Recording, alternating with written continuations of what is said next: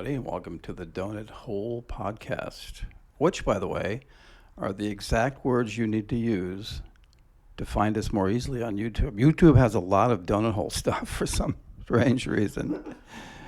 But if you want to find us more quickly, search Donut Hole Podcast. Well, it's a dreary Monday. Yes. It stormed overnight, and there's been quite a bit of rain, really all weekend, which makes me feel bad for people that work, 9 to 5 or whatever it is all week long, and the weekend finally rolls around and they think they can go and do something, and it was pouring most of the weekend, which my garden loves, by the way. And I used to hate hearing people say, oh, we can use the rain. But truly, we could use the rain.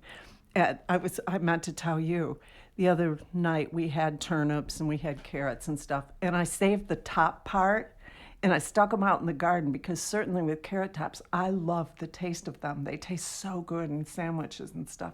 So I thought I'll just stick them in there and see. And they're coming up already. And that rain really did help. I've been watering them, from the rain barrel, actually, from the last time. But the rain barrel was going down, down, down. And I was happy for this rain, but they're coming up and they look so cute and so bright and so green. And I'm really looking forward to when they can get big enough that I can put them in a sandwich or something, or add a few leaves to a salad just for something different. Yeah, for me, flowers are pretty and everything, but I really enjoyed the most the stuff that you can eat, like the herbs and veg and all that sort of thing. Wait till you see these. It just looks so cool that I didn't waste those tops, and I love cooking turnip greens. No, truly, I only had 4 turnips, so right now I'm only seeing 2 of them popping up, but when the other 2 pop up, 4 turnip tops won't be enough for really a pot of greens, because anybody that's cooked a pot of greens, as soon as they hit that boiling water, within just a few minutes, they sort of disappear. Wasn't that a band, 4 turnip tops? Sure. I loved them. I was a huge fan. Anyway, so we're going to have to go buy turnips maybe today.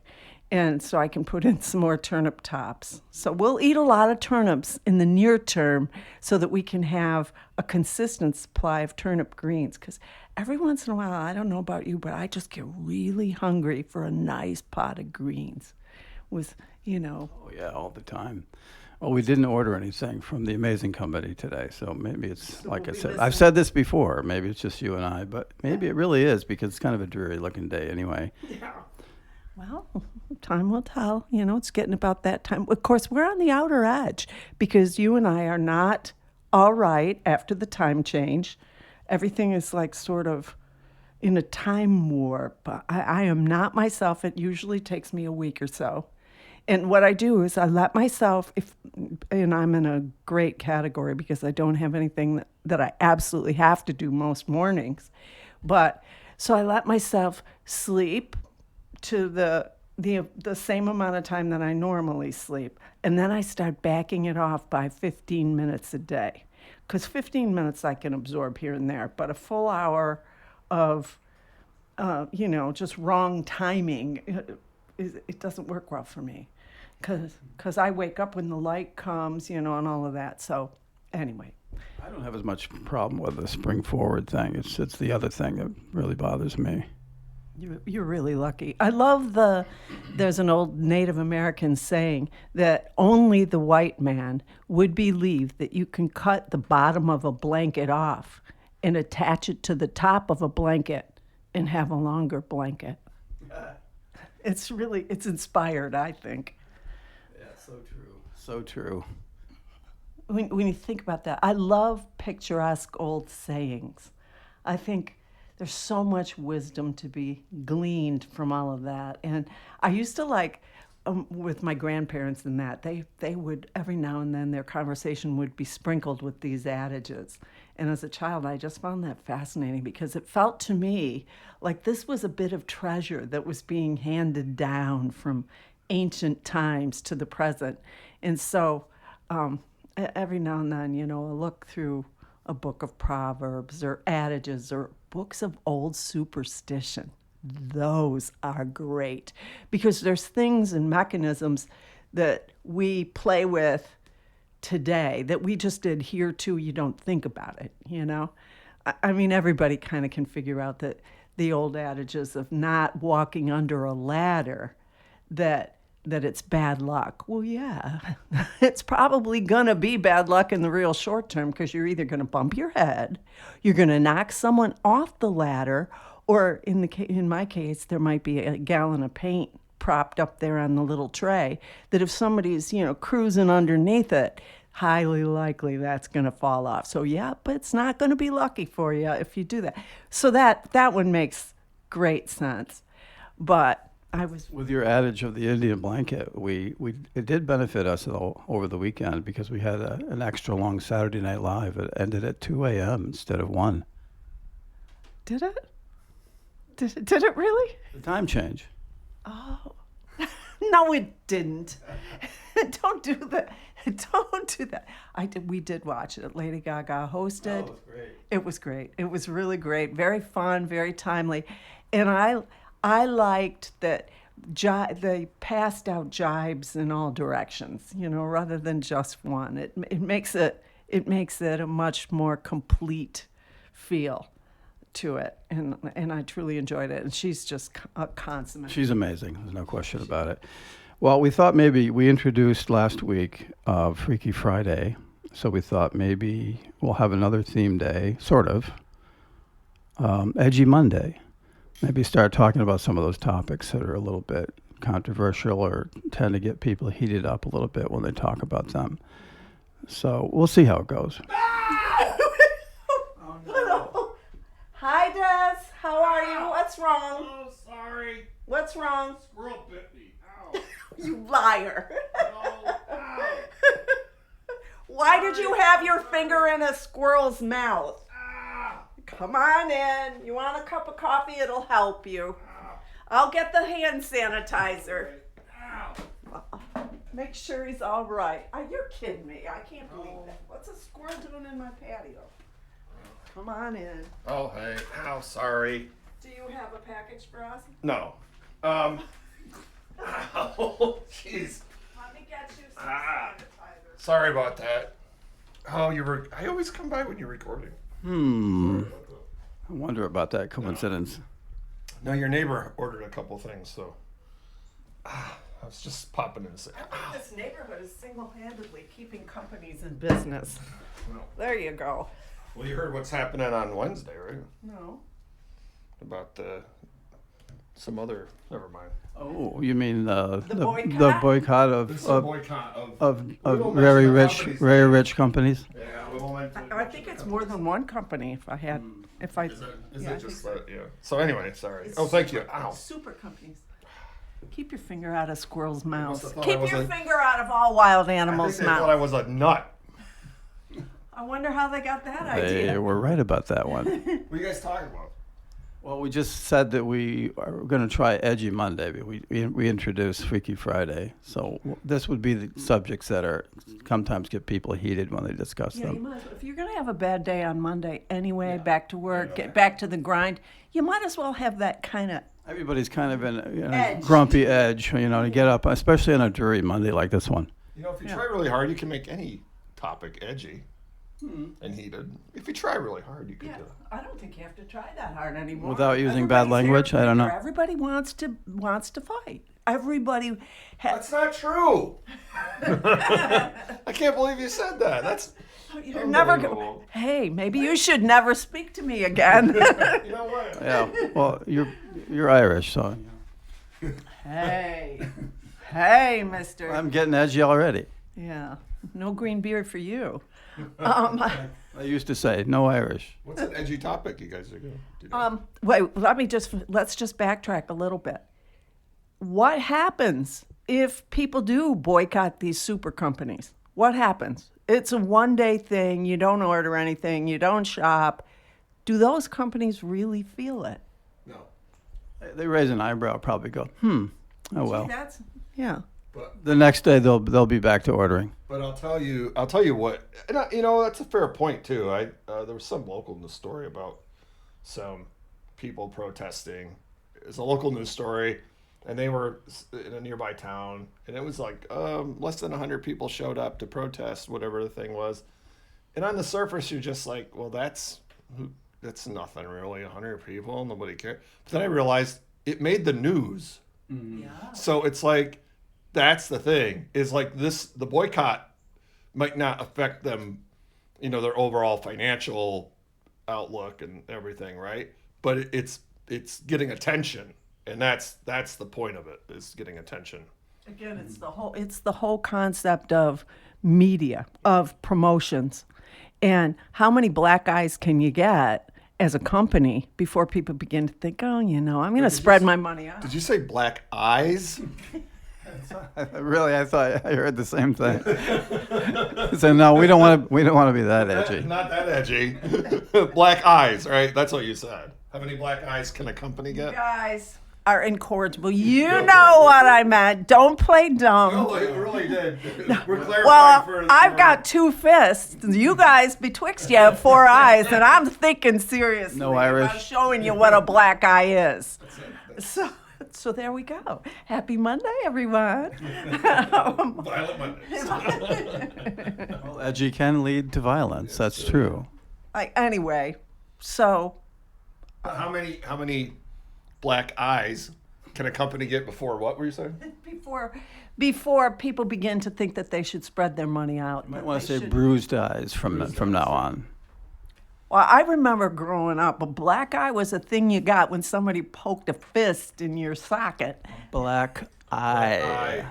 Yeah, but anyway, meaning events where you get bruised. I'll use your terminology, and I think probably that's good. Bring the temperature down. Events where you get bruised. It's edgy. It's edgy. You mean color temperature? It's edgy Monday. Hey, you're ganging up on me. Anyway, it's fun Monday morning, especially a kind of a gray one like today, where you just lie in bed and look and see what news dropped over the weekend. And I've always paid attention Friday nights, because anybody that doesn't want stuff to really be digested, and picked apart by mainstream media, they tend to hold a story until Friday, and then drop the story because it doesn't get pounced on. And so if you kind of watch Friday night and you think, oh boy, here we go. This is what the news cycle is going to look like over the weekend, or over the following week, rather.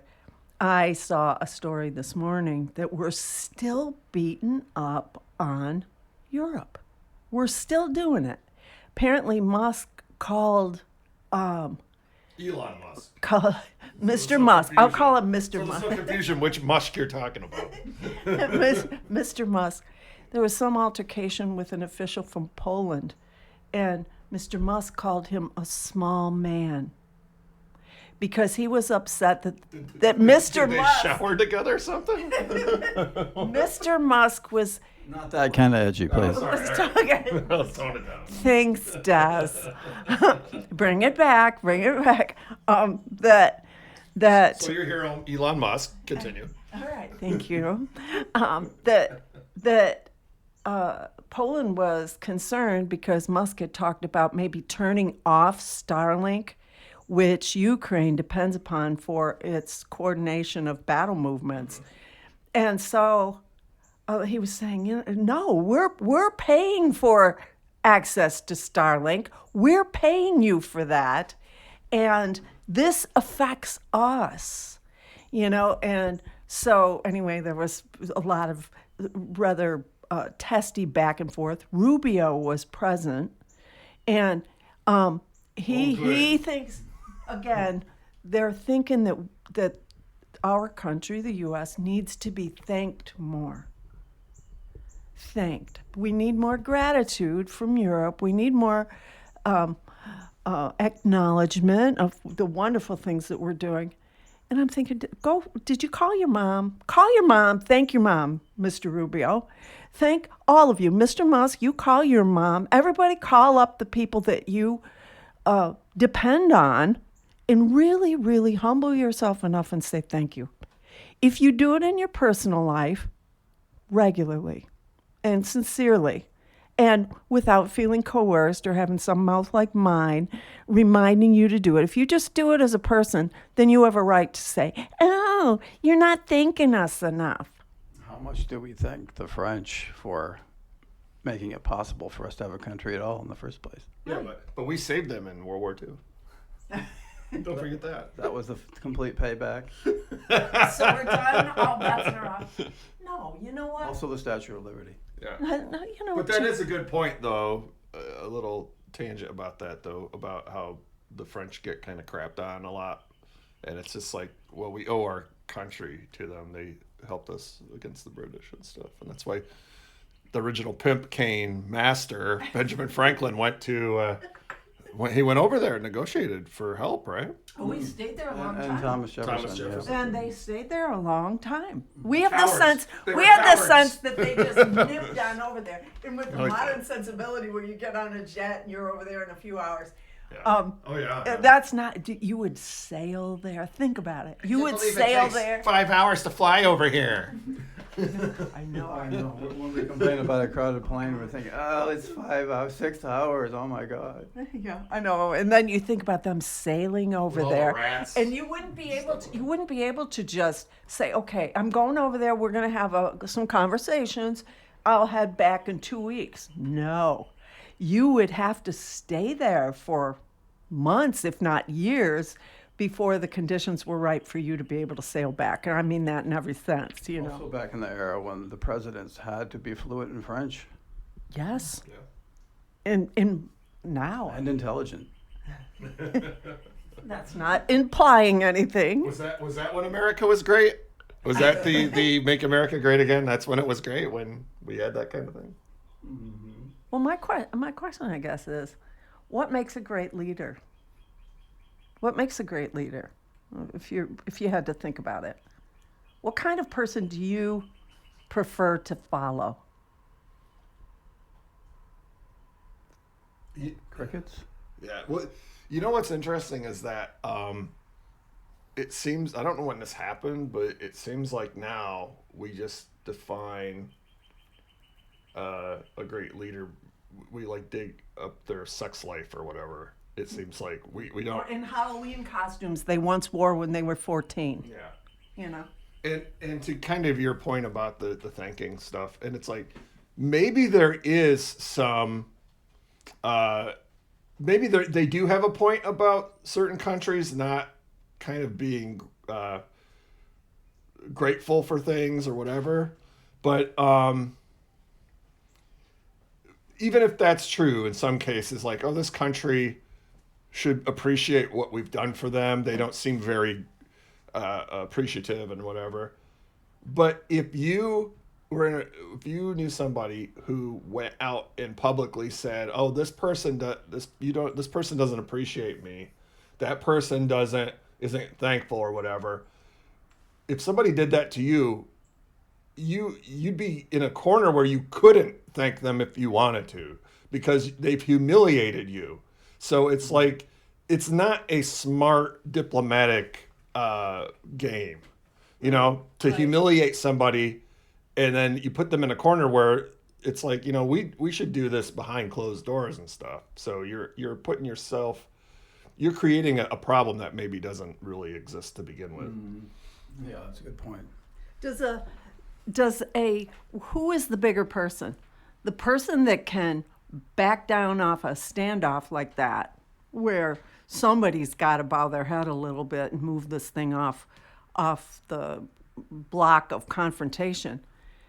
Who is the bigger person? The person that won't back down, and it kills me because that's like the big. Thank you, Tom Petty, for Well, every lawyer has that as their theme song on their commercials.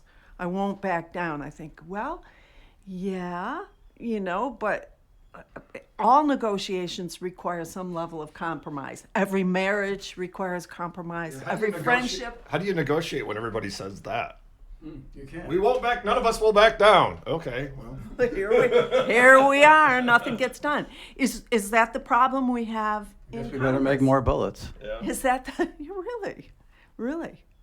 Is that the problem we have in Congress? Nobody will back down. Nobody will accede that not every single person is 100% wrong 100% of the time. And can we you? model well, except for me.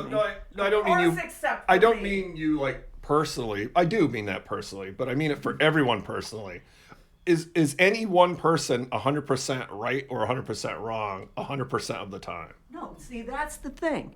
But it's like we expect that. If when we have an election, what we're looking for, it appears, if you go by what the news cycles look like, what we're looking at and for is somebody who is just flawless in every way. They're polite, they're measured, they're good looking, they're smooth socially. A good leader needs to believe they are right, but know when they're wrong. Yeah, I like that. I like that. And then what do you do when you know you're wrong? How do you get out of it? I don't know. No, really, how would you? Do you admire a person who says, you know what, that was a terrible mistake. That decision I made back then, it seemed to be the answer then. Here's why I thought that.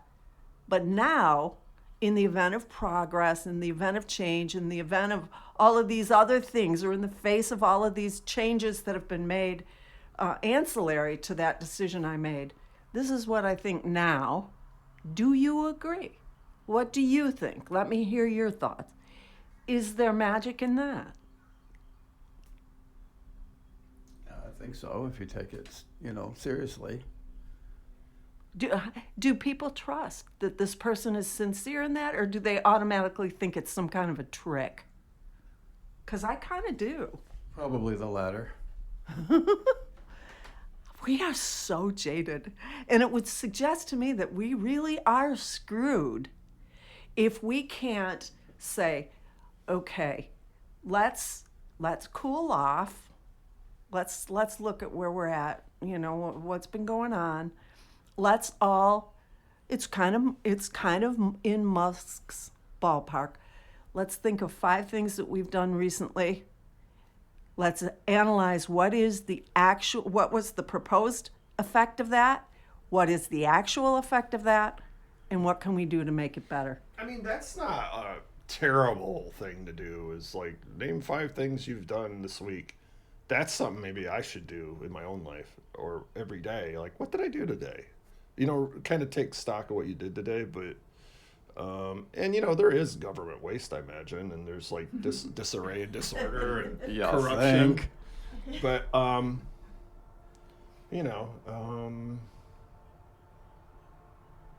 listen to the train. Something must be on the track. Or is that a truck? Last I knew, we weren't next to the train track. Well, we're not maybe that they aren't far. on the track anymore. It's like going off road, off track. No, I do think Maybe that's a cosmic sign to keep us on track. I don't know. Maybe we're veering too far. off track. Actually, years ago, I worked in a recording studio that was right next to a train track. And in the studio, they had the schedule of the train. So you knew when to stop down and wait for half an hour.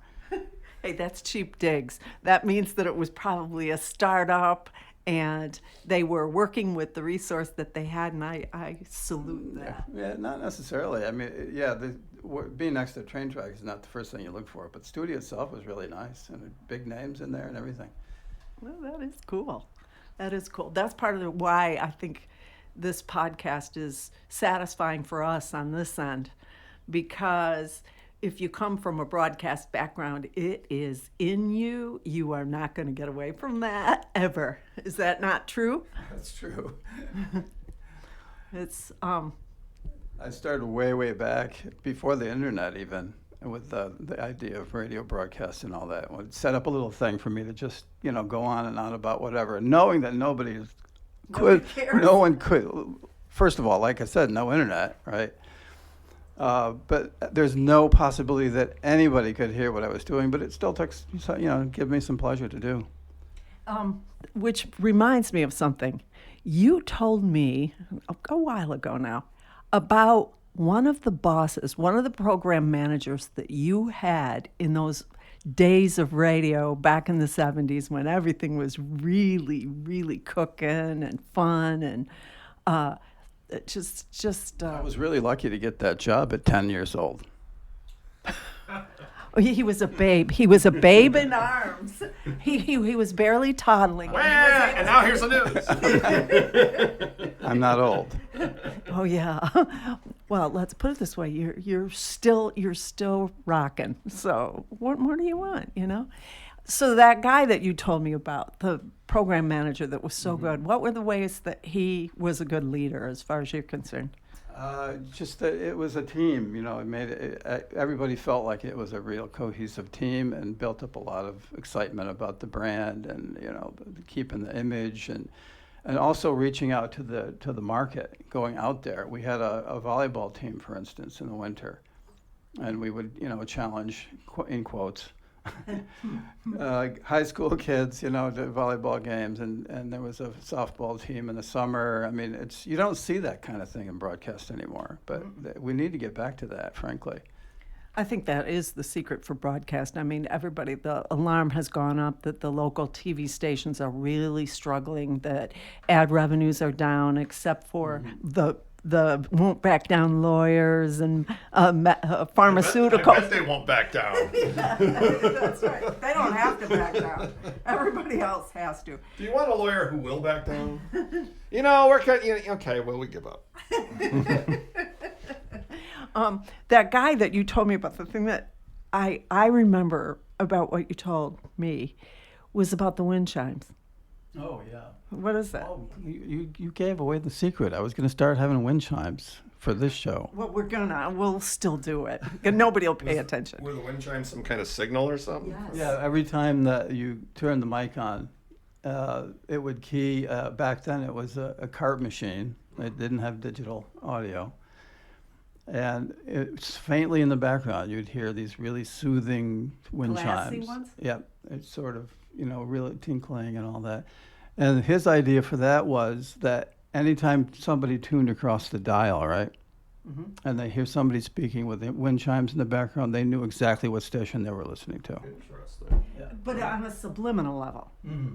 So it wasn't, you didn't call attention to that. No, never. No.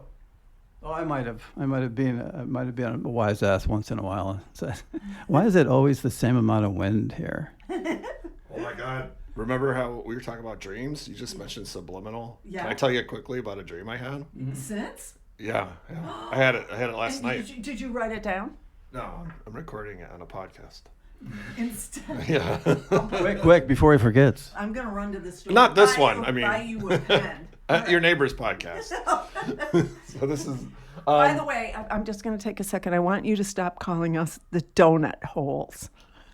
Oh, that's the name of your. I think our subscribers could be the holders, maybe, or Yeah, see, that's the progression of this. We can't have that. you mean the digression? What's the name of your podcast? You know what it is. I'll tell you quickly. What you remember. So, I was with somebody. We were watching some video. So I don't know if it was a news clip or a commercial or whatever. And then I said, "Well, look at this," and I paused it. I paused the video, and when I did, some kind of like embedded captioning popped up with a command, a subliminal command.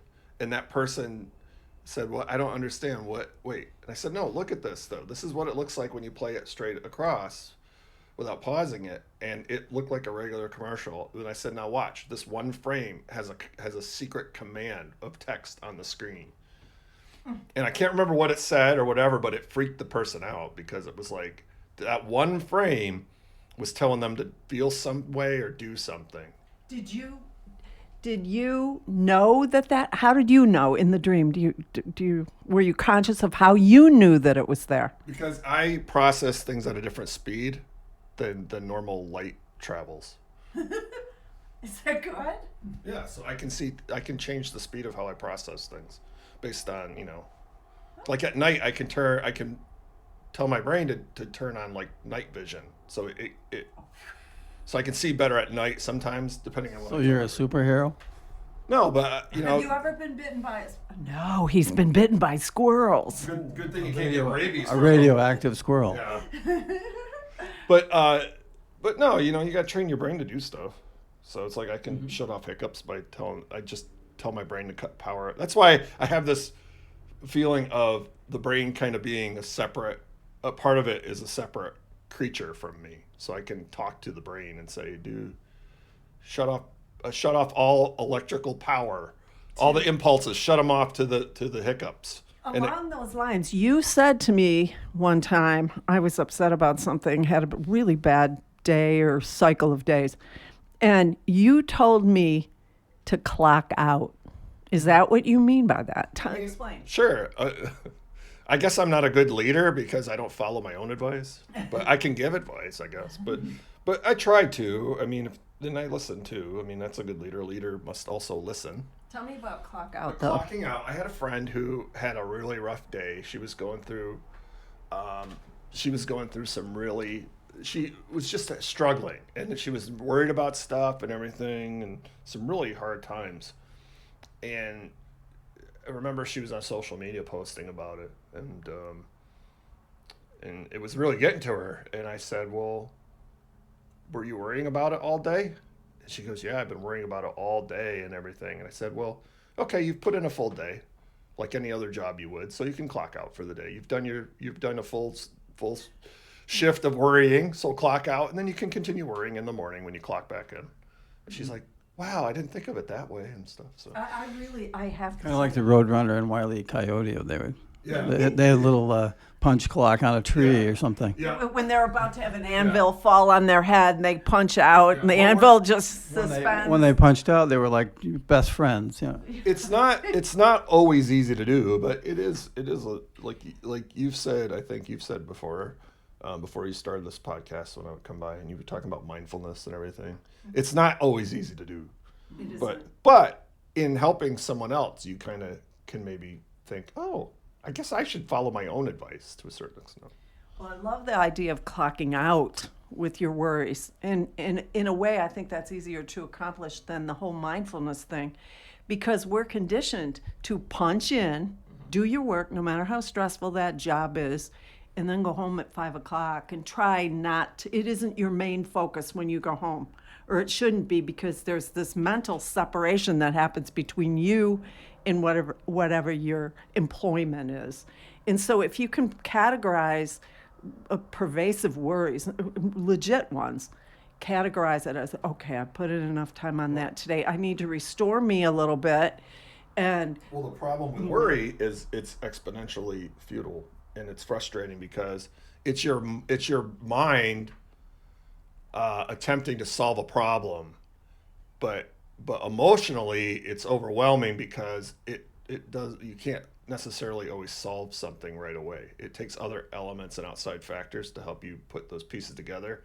So worrying is the anxiety you get from not having those pieces in place. So it's out of your control, and worry does nothing to help in that. It feels like you're doing something, but you're not really accomplishing anything by worrying. It's not. It takes the place of problem solving. It doesn't motivate you to solve a problem. It's a reaction to your inability to solve a problem rather than something constructive. And I think that's why when you quote clock out, you might feel guilty because you're not worrying enough about it. Yeah. So it feels like something's going to happen when you stop worrying because you've let your defenses down, or you've something's going to happen behind your back or whatever. Well, it's going to happen anyway. Yeah. If you're in that position already. So if you need to refresh yourself, and your brain needs to be refreshed. So plus, I think if you give yourself a chance to sit down and just kind of think about the problem in an objective way, kind of divorced from it a little bit, maybe when you are clocked out, say, okay, what's a step, one little tiny thing that I can do to make it better tomorrow? If it's something that's happening to you over social media or something, maybe don't, take it in as much. Maybe limit your participation in that. Just don't check. You don't need to be on that all day long. So if you say, I'm only going to check on my lunch hour and I'll check, on the train going home or this or that. And certainly after 9 p.m. or before I go to bed, absolutely zero contact with any of that, because I'm finding it just stokes me up and I get upset. And if you take that one step and you're disciplined about it, you don't peak, then or it's like ripping off a scab. It's not going to heal. It's going to take longer to heal if you don't discipline yourself not to mess with it. Like if a squirrel bites you, for example. Yeah. I don't believe you. I don't believe you one iota. I should You'll say, see when my mouth starts foaming. I'll throw a donut hole in there and that'll take care of the problem. Yeah, let's see. I just wanted to make sure everybody understands we are not doctors. We read a lot. All of us that in our as a collective, I think we all read things, we absorb things. We're always questing after ideas and processing things. So what you are getting on the donut hole, that's a real bird, guys. That is not a... Oh, that's nice. Oh, that's right. Somebody can answer that. That's really profound. Thanks for your contribution. Okay, I get it. I'll shut up. Anyway, just to clarify, go for it. That person that I talked about the clocking out stuff, I remember, and it's something. Look, it's something that I've had to face with my own life and some of the decisions I've made and problems I have and things, But I find myself giving her advice and kind of like, oh yeah, I guess maybe I should take that. Mm-hmm. And she was saying, she couldn't go on, and that she's exhausted emotionally and mentally, and that she's been through so much stuff where she just felt like she was at the end of the line. She couldn't go on anymore, and some really bad stuff had happened. And then I think what I said to her was, think back how many times you felt this. How many times have you felt this way? Mm-hmm. And she's like, oh, lots of times. And I said, do you remember why you felt that way? She's like, well, no. So those times don't even matter. You were in such a state where you thought it was the end of everything, but you can't even remember why. So that's how insignificant it was. It's kind of like paint on a wall. Eventually you forget the other colors of the wall. And it's like, so I guess it doesn't matter if you like the color of the wall or if it was bad or whatever. You just don't remember it. It's like that with a lot of things. So then sometimes you just need to scrape all the paint off and start over, No. Yeah, that's a good way to put it. Is it? I don't know. Thanks for humoring me. I don't think it was a good way to put it at all. I don't know what I said. But isn't back to the theme of leadership and how we treat other people and the kinds of things that we talk about with each other. If you understand that everybody's perspective, like her perspective, whatever she was going through, might not seem to you or me or any other, third party, might not seem as dire as it does to the person that's experiencing those things.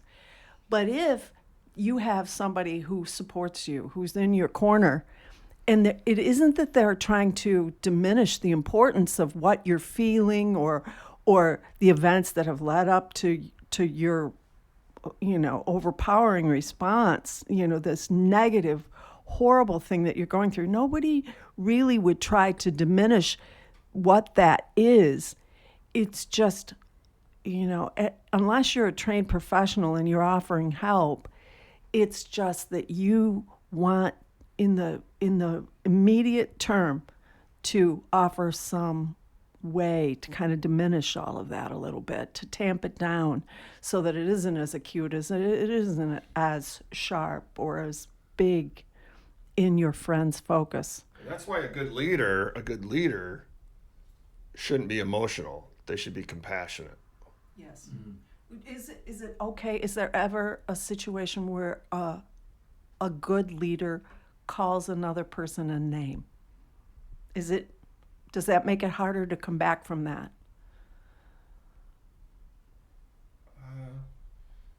It undermines trust, and I think it happens with the relationships too. You can say things that hurt somebody because you're emotional, but it doesn't.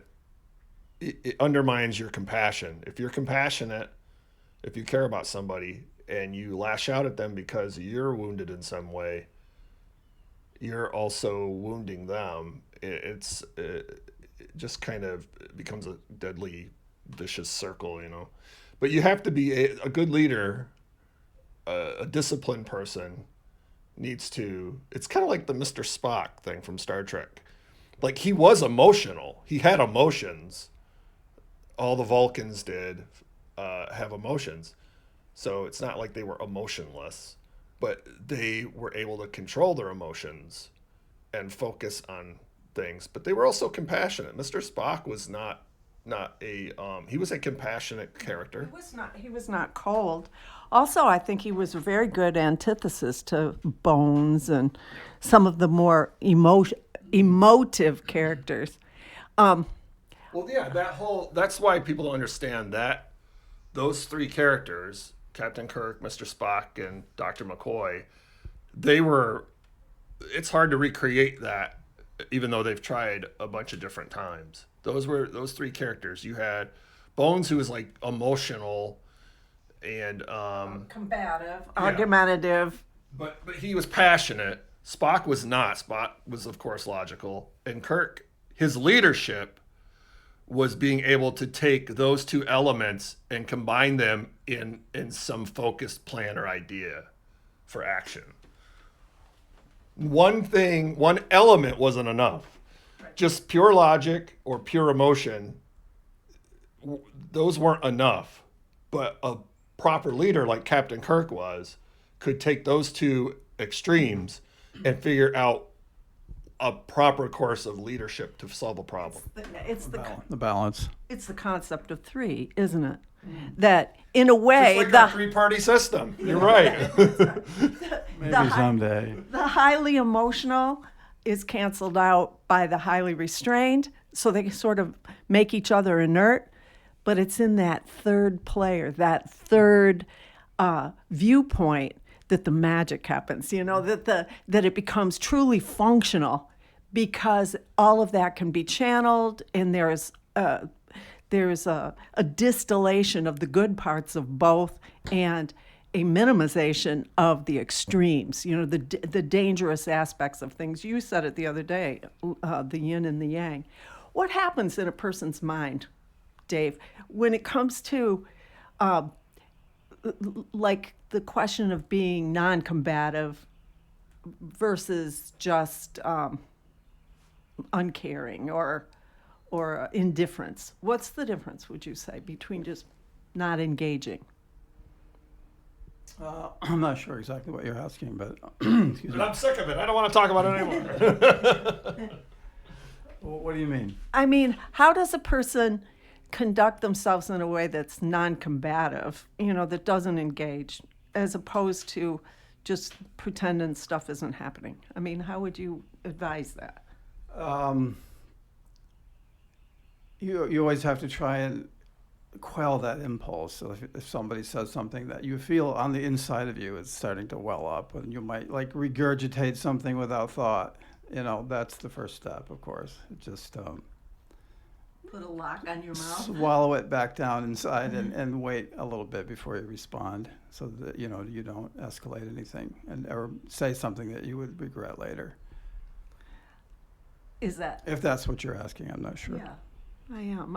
You're a measured person. The reason I would ask is because I'd be much quicker to sass somebody back or to come back with something that's not going to be conducive to problem solving. But you're less like that.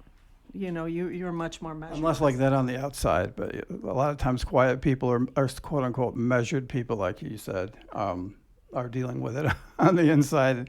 And it has been shown that that's probably not good for you in the long run, to keep it inside.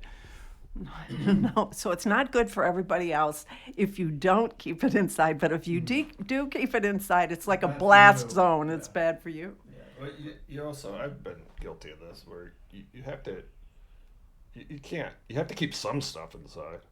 You can't. Yeah, you have to keep some of it inside. So that's I think most of it really. yeah. I've had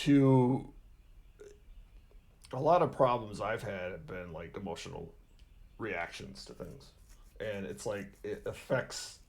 It doesn't. I think how I react to things bothers me more than probably the initial thing that made me react, if that makes sense. Mm-hmm. So if somebody wrongs me in some way and I overreact to it, I feel guilty about that more than I'm hurt by the initial wrong that was done. So and what bothers me, it's hard to communicate, but if somebody says something to me or treats me in a horrible way, I'll probably, like, in the effort of avoiding a conflict, I'll internalize a lot of it. And so when it goes too far and I push back and I'll overreact because, number one, I don't appreciate how I've been treated. And number two, that person is not self-aware enough to understand or does not understand that I've internalized a lot of their abuse. For a long time. And they don't appreciate that. This isn't one event. This is the essence of being bullied to the point where you then react. So and it's much bigger. It becomes shocking, and it looks like some kind of psychosis because it's like all of a sudden he just like snapped. It's like, no, I've internalized a lot of your abuse. And so in an effort of keeping peace, and also because I might think, well, am I misinterpreting something? Am I overreacting? Maybe I should have a thicker skin. And then you get to a point where it's like, no, this person, maybe I've not communicated in a way where that treatment, they understand that treatment upsets me. So, I don't know. Not only do you need to question leadership with others, but leadership in your own lives. Mm-hmm. Like in my life, I think I've not been a good leader to myself. Because you have not analyzed enough, do you think? Analyzed to the point where you could, in a non-confrontational way, if someone is treating you in a manner that feels bad to you, that you go home and you worry about, or you twisted it in your mind and it's waking you up at night and you're clenching your teeth and all of this. And is there a mechanism, I mean, even as a nation, that we could say, you know what? There's some valid points. If you are constantly giving somebody something or doing something for somebody, and there doesn't seem to be any acknowledgement of that, and you say nothing and you keep giving, or you keep repeating the same actions that are beneficial to the other person with no acknowledgement, with no gratitude, with nothing shown, how much is it on them because they didn't say thank you, than on you for not saying, sometimes I feel taken advantage of here. I don't feel like you even see what I do or what it costs me to do this. And that plays into kind of what I was saying too just now. That ties into that where and goes back to your original point of like, if we think a country hasn't been gracious enough, or not gracious, but appreciative enough, and we publicly scorn them and belittle them, then maybe we're not we're putting them in an emotionally defensive position immediately. Yes, and we could have communicated our feelings in a much more non-confrontational way before. Anyway, that's food for thought, as always. It's donut holes for thought. Yeah, good one. I'm not sure it was edgy, but we'll work our way up there. It was interesting, though. It was good today, yeah. That's the problem with naming a show, because we can never live up to those. So no one's going to be triggered by hearing this? Oh, shucks. I better get going. Go on, go do your work. Have a good day, guys. Yeah, Right. good day, everybody.